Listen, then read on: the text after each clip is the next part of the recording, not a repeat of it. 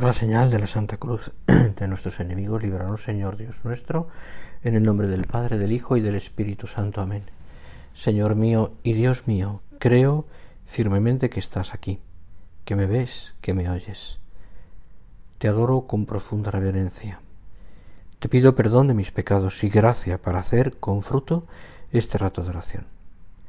Madre mía Inmaculada, San José, mi Padre y Señor, Ángel de mi guarda, interceded por mí. Hoy celebramos con una inmensa alegría la solemnidad de la Sagrada Familia, que habitualmente es siempre el domingo siguiente a Navidad, pero cuando Navidad cae en domingo, pues se celebra siempre el día 30 de diciembre. Y eso pasa este año.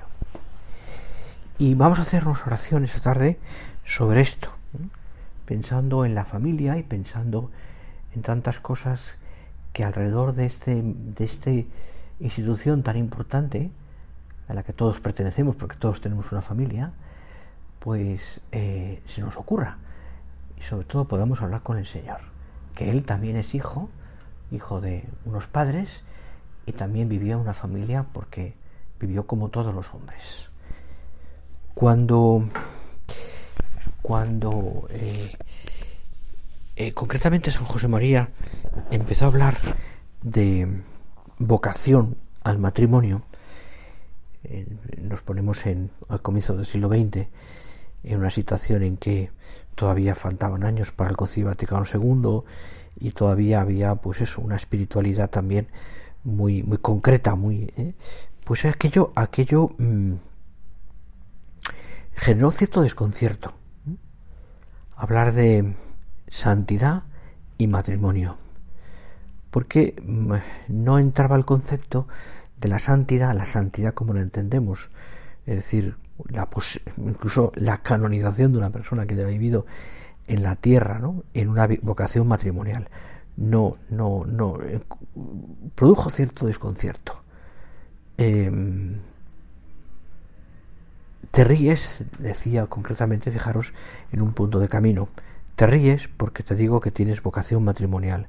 Pues la tienes, así, vocación. Claro, esto chocó muchísimo con el concepto que entonces se tiene y que en realidad todavía mucha gente tiene, de que la santidad está reservada pues a personas que se han entregado a Dios, que han tomado un camino pues sacerdotal o religioso, que se han apartado del mundo, porque el concepto de la santidad en medio del mundo, pues aunque está muy declarado ya por la Iglesia, todavía cuesta mucho que la gente lo acepte, o sea, que la gente lo entienda y lo viva y lo crea, o sea, en el sentido de que se den cuenta de que efectivamente en medio del mundo uno puede ser santo, una vocación matrimonial perfectamente. Tener vocación significaba para mucha gente dejar la normalidad de una vida, un trabajo profesional, y servir a Dios y a la Iglesia de una manera muy concreta, es decir, con una entrega que suponga pues vivir solo para eso, y dejar de un modo u otro lo habitual, que para la mayor parte de las personas en este mundo es tener una familia, tener los hijos, tener una casa, un trabajo, tener una serie de circunstancias que muchos de vosotros que me escucháis o que hacéis oración también cada día, vivís. Pues las cosas normales de una familia, las fiestas, los cumpleaños, las risas, los imprevistos, las lavadoras, las facturas, las compras, las peleas, las tardes en urgencias, etcétera. Esas cosas que todo el mundo está acostumbrado a vivir habitualmente, con más o menos agobio, con más o menos soltura. Y resulta que además, pues la vocación matrimonial, yo diría que generalmente es la mejor, es casi de las mejores versiones posibles de la santidad. El sentido vocacional del matrimonio es parte precisamente de la convicción de que Dios bendice esa unión matrimonial, esa vida familiar, porque sencillamente pensando, Él habita en ella. Él es hijo de una familia, Él vive en familia muchos años, Él tiene una madre, Él tiene un padre, Él tiene también unos amigos, Él tiene un trabajo. Dice un salmo, tú eres el santo y habitas entre las alabanzas de Israel. Tú eres el santo. Dios, el santo, quiere vivir en medio de las circunstancias más normalísimas de las familias. Esas vidas que se convierten por el cariño dentro de toda la normalidad de cada día en alabanzas a Dios. En el cielo, aún con todos los defectos que uno pueda tener. Por eso entender la vocación matrimonial como un camino, hoy lo hacemos en esta Sagrada Familia, un camino de santidad, es algo que hay que, yo diría que como que entenderlo y ponerlo, para que mucha gente también sea consciente de ello y pueda acceder. En ese punto de camino, también decía, después de hablarle de la vocación matrimonial, encomídate a San Rafael para que te conduzca castamente hasta el final del camino, como a Tobías. Así alude a una historia, a un libro de la Sagrada Escritura que te recomiendo leer, que es el libro de Tobías, ¿no? Que donde aparece San Rafael, ese ángel, el único sitio donde aparece, ¿no? Porque en San José María tenía un especial cariño, tanto que a él le encomendó también la labor con gente joven.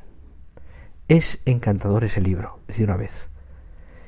Todo el libro de San Tobías gira en torno a un viaje. Un viaje. De hecho, nos permite entrar en dos hogares: la casa de Tobías y la casa de la que iba a ser su mujer. Y asistir, por tanto, en el encuentro de Tobías con la que va a ser su mujer, en la creación de un nuevo hogar. Un nuevo hogar. Y incluso ese mismo viaje, fijaros, hasta cosas más pequeñas, esto se viven, o sea, Tobías con el arcángel, al que no reconoce hasta el final, que es un arcángel, hacen un viaje de amistad, un viaje de amigos que le acompaña pues para comprar una serie de cosas y conocer también a la que va a ser su mujer. Está lleno de pequeñas cosas que son pues propias de la vida familiar, ¿no? Por ejemplo, es la única sitio donde aparece un perro doméstico que les acompaña. Van Tobías, Rafael, y el perro les acompaña durante el camino. Cuando se van, Tobías padre le dice algo que es una preciosidad. Le dice a su hijo: que el Dios del cielo te os proteja y os devuelva sanos, que su ángel os acompañe y proteja. De aquí San José María sacó unas frases con lo que compuso una bendición de viaje. Pero bueno, a lo que voy, Tobías padre bendice a su hijo para hacer un viaje, en aquellos tiempos, claro, donde iba a resolver muchas cosas de su familia. Y le introduce en el verdadero viaje de su vida, que es el camino por el que también él encuentra a la que va a ser su mujer. Y responde a lo que Dios ha querido desde el principio para el hombre. El sueño de Dios que se remonta al origen del mundo. Es decir, el sueño de Dios de que el hombre descubra su vocación a la fecundidad, al matrimonio, a la familia cristiana. Una santidad que no es secundaria, sino que es de primera. Es verdad. Todos estamos llamados a la santidad, todos. Pero Dios nos quiere concretar a cada uno de nosotros. Y el descubrimiento de nuestra vocación personal está cargado siempre de consecuencias. Porque nos hace descubrir el sentido verdadero de nuestra vida. Porque nos hace ver que nuestra vida, como la de Tobías, como la tuya, como la mía, no consiste en vivir para ti mismo o para tus cosas, sino para los demás. El descubrimiento de nuestra vocación nos hace ver, descubrir que en nuestra vida hemos recibido mucho amor y que por tanto es parte de nuestra vocación dar también a los demás amor, y que sólo así encontraremos el amor mismo, que es Dios. Dar amor. Y dar amor no solamente en tiempos libres, como para tranquilizar la conciencia, como quien pertenece a una ONG y dedica tiempo, algunos tiempos del día a eso. No, es que mi vida, el proyecto vital de mi existencia matrimonial, es convertir mi vida en un acto de amor, en que todos los demás proyectos estén centrados en eso, en amar. Antes y después del matrimonio con la que va a ser su mujer, Sara se llamaba, Tobías recibe varios consejos en esa dirección. Su padre, Tobit, le envía de viaje para procurarle un dinero de cara al futuro. Pero le dice lo más importante, algo que él ha valorado más en su vida, mucho más que el beneficio económico que pueda conseguir. Le dice, respeta a tu madre, no la abandones mientras viva, complácela, no entristezca su corazón nunca. Guárdate, hijo, de la fornicación. Si algo te sobra, dalo con generosidad al pobre, y que tu ojo no mire cuando das limosna. Le añade, alaba a Dios en todo momento. Ruégale que oriente tu conducta, y así tendrás éxito en tus empresas y en proyectos. Qué bonito, porque es como unos consejos de padre que sabe que está acabando su vida, pero padre que le da como la mejor herencia a su hijo. Ya cuando Tobías, tiempo después, está casado, emprende camino de vuelta a su casa, con la que ya va a ser su mujer, con Sara. Y su nueva suegra, la mujer, la madre de Sara, Edna, se despide así de él y le da este consejo tan bien precioso. Delante del Señor te confío a mi hija. No le hagas daño jamás. Ven paz, hijo. Desde ahora soy tu madre y Sara tu mujer. No entristezcas su corazón, le dice Tobit a su hijo de cara a su madre. No le hagas daño jamás. Qué bonito, porque en fin son como consejos que son actualísimos también para la vida matrimonial, porque Dios llama a los esposos a cuidarse, a desvivirse, a protegerse. Y ahí radica el secreto de su realización personal, que precisamente no es una autorrealización, es decir, yo no vivo la vida matrimonial para hacer mi vida, sino para vivir con, dar vida. Yo he venido para que tengan vida y la tengan en abundancia, dice el Señor en el Evangelio de San Juan. Así vivieron también nuestra Madre Santa María y San José, con un amor sencillo, tierno, delicado, el mayor amor que ha existido sobre la tierra, cuidando el uno del otro y cuidando sobre todo de la vida, con mayúscula, hecha carne, de Dios hecho hombre. Y así quiere Dios que vivamos nosotros, sus discípulos, para que allí donde estemos, a través también de la vida matrimonial, en el caso de la mayoría de vosotros, irradiemos alegría, ganas de vivir, fomento de la vida, de la paz. Y este es el núcleo del sentido de nuestra misión cristiana.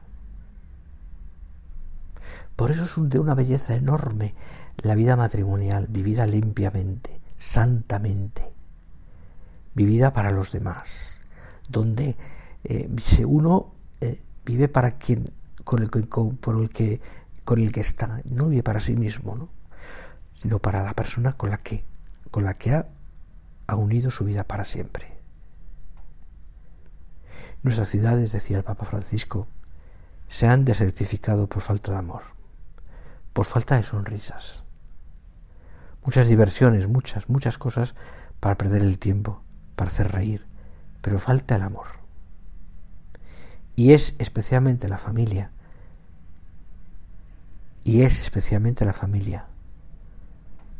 aquel papá, aquella mamá que trabajan, los niños.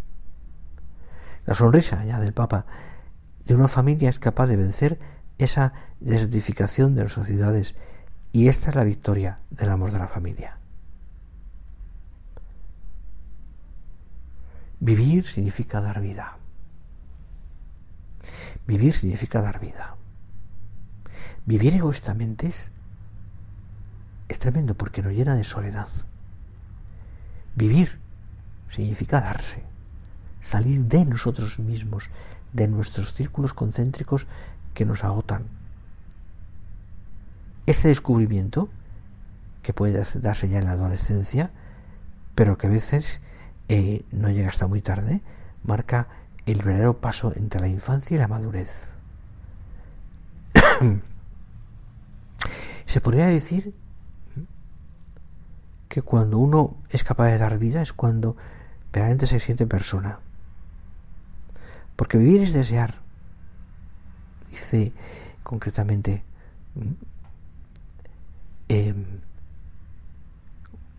un autor, dice, vivir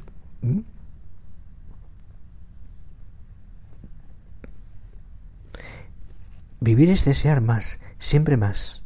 Desear no por apetito, sino por ilusión. La ilusión, esta es la señal de mi vida. Amar, esto es la vida. Amar hasta el punto de poder darse por lo amado. Poder olvidarse de sí mismo. Esto es ser uno mismo. Poder morir por algo, esto es vivir. El que solo piensa en sí no es nadie, está vacío. El que no es capaz de sentir el gusto de morir es que ya está muerto.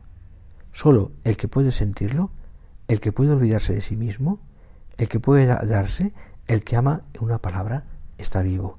Y entonces no tiene miedo sino que echarse a andar. A mí de esta frase, a mí lo que más me llama atención y llega a mi corazón es el que ama, en una palabra, está vivo.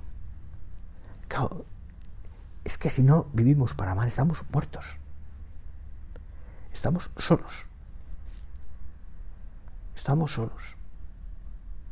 Y desde este punto, la vocación matrimonial aparece como algo muy distinto de un simplemente deseo carnal o deseo de la propia satisfacción. Es decir, la vida matrimonial es fuente de muchas satisfacciones y alegrías, pero también a nadie se le escapa que la vida matrimonial lleva problemas, exigencias y muchas veces decepciones.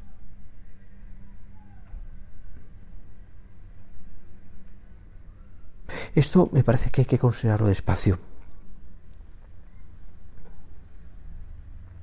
Fíjate, y es una experiencia que hoy se da mucho. ¿Cómo se prepara una boda? Hasta el último milímetro. Se le da toda la solemnidad posible, porque es un evento único en la vida. Quizás incluso hay un afán de prestigiar socialmente a la familia. Y después, muchas de esas parejas que se han unido en una boda fastuosa o solemnemente preparada, llegan el desencanto, al descuido, al cabo de los años.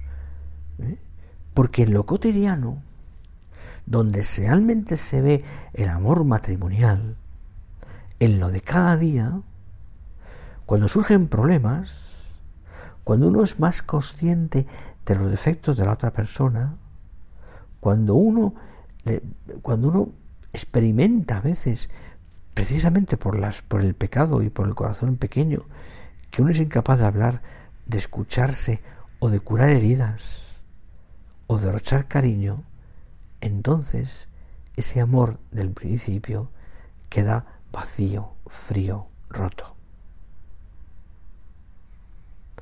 Y se nubla el sentido vocacional del matrimonio, por el que habían sido llamados a dar lo que son, a ser padre, madre, marido, mujer. Eso es su vocación.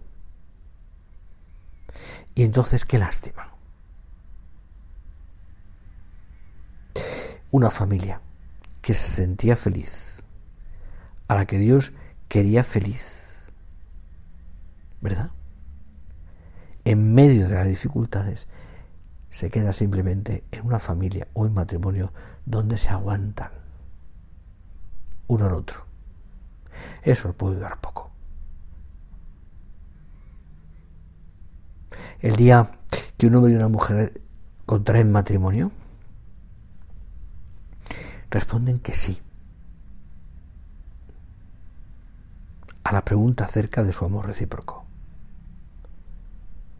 Sin embargo, ese sí se tiene que escuchar todos los días, porque la respuesta verdadera llega solo con la vida. Ese sí hay que encarnarlo, ese sí hay que cocerlo, a fuego lento en el para siempre, en el para siempre. La profundidad de este sí es irrenunciable, porque en ese sí encontramos la verdad con el amor.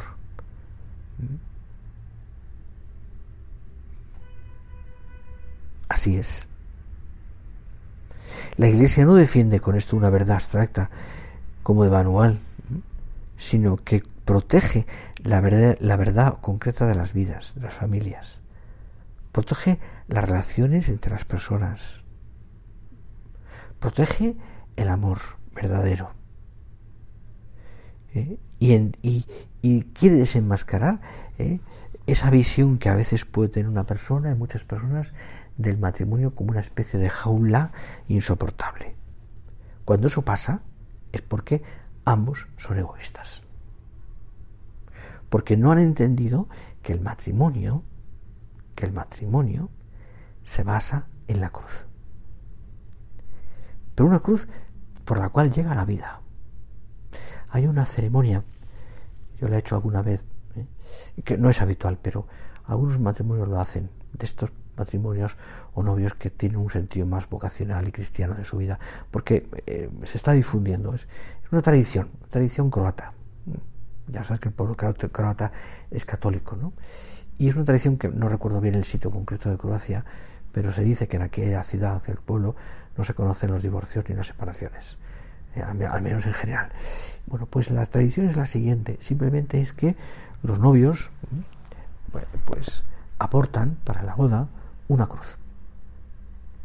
Y la cruz, una cruz así, un tamaño más grande, no enorme, pero sí como para coger en la mano, grande. En el momento del consentimiento, cuando el marido dice el consentimiento porque va a ser marido, y después la mujer, el marido o la mujer coge la cruz y el otro pone la mano encima de la mano que ha cogido la cruz. Ya sabes que en el momento del consentimiento lo que el rito dice es que se dan la mano. Pues esas dos manos unidas cogen una cruz y ponen como testigo del consentimiento a la cruz de Cristo.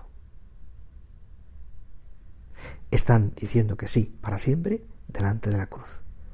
Cristo en la cruz dijo que sí para siempre. Entregó su vida para siempre. Ofreció su vida en sacrificio y holocausto hasta la muerte para siempre. Hasta que la muerte nos separe, dicen. Bueno, pues para siempre. Luego la tradición dice que esa cruz la ponen en la entrada de casa, un sitio digno, y cuando entran en casa y se salen, pues miran la cruz. Y piensan, o cuando vienen las dificultades, miran la cruz. Y recuerdan que ese matrimonio, ese consentimiento, lo hicieron delante de la cruz de Cristo. Es bien bonito. Es una tradición, es croata. Como te digo, yo he visto matrimonios, de hecho, he hecho alguna boda donde han usado esa tradición, ¿no? Me parece que es bonito, sobre todo porque estamos en ello, estamos hablando de eso, sí, porque entendemos que la vida matrimonial de una familia está centrada en la generosidad, en la entrega mutua, en la donación total, en el olvido de sí. En el olvido de sí. Dios cura significa Rafael, medicina de Dios, Dios cuida. Cuenta la historia después que cuando llega un momento que ya vuelven a casa de Tobit, el ángel ha cogido un pescado y ese pescado pues hace una especie como de colirio que cuida los ojos de Tobit. Dios cura. Le hace ver. Dios nos protege. Nos quiere felices. Dios quiere estar cerca de nosotros, aunque a veces le dejemos. En la historia del hijo pródigo, que se fue a un país lejano, acuérdate, podemos reconocer no solo historias individuales, sino también sociales, culturales. El mundo que se aleja de Dios, que se convierte así en un entorno hostil, en el que muchas familias sufren y a veces naufragan. El padre de la parábola, que no se cansa de esperar, que es Dios, y siempre acaba dando con el modo de evitar esas realidades más trágicas.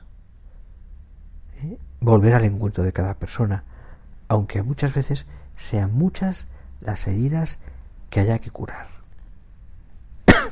Y hoy día, en muchas familias, hay muchas heridas que curar. Muchas heridas que curar. La Sagrada Escritura nos muestra estas historias, la de Tobit, es decir, que nos hablan de esas heridas que se curan. Tobit siguió forzándose por controlar a su mujer. A veces no lo logra. Pero Tobit, no deja de confiar en el Señor. Como buen padre y como buen marido, Tobit no deja de confiar en el Señor. Yo te animo a que tú no dejes de confiar en el Señor. Yo te animo a que delante de Dios las cosas que a veces pueden separaros en la vida matrimonial o enfadaros, las habléis delante de Dios. Tú, en tu oración personal, y después en esas conversaciones con tu mujer o con tu marido, donde las cosas también, donde el cariño mutuo os lleva a comprenderos y a quereros. Bendito seas Dios de nuestros padres y bendito tu nombre por siempre, reza Tobías con su mujer Sara la noche de bodas. Ten misericordia de nosotros y haz que lleguemos juntos a la vejez. Pedírselo al Señor. La vida de la Sagrada Familia es un ejemplo maravilloso de todo esto. Es verdad que José y María son un matrimonio especial y es verdad que allí habitaba Dios, pero también habita Dios en vuestras casas, en la casa de cada uno. Que tú abras la puerta a Dios en tu casa, porque le abras la puerta de tu corazón.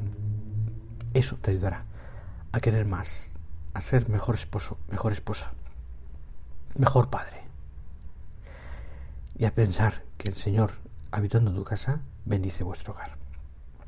Terminamos. Damos gracias a Dios por este rato de oración y le pedimos a la Sagrada Familia, Jesús, María, José, que estemos siempre con los tres. Te doy gracias, Dios mío, por los buenos propósitos, afectos e inspiraciones que me has comunicado en esta meditación. Te pido ayuda para ponerlos por obra. Madre mía Inmaculada, San José, mi Padre y Señor, Ángel de mi guarda, interceded por mí.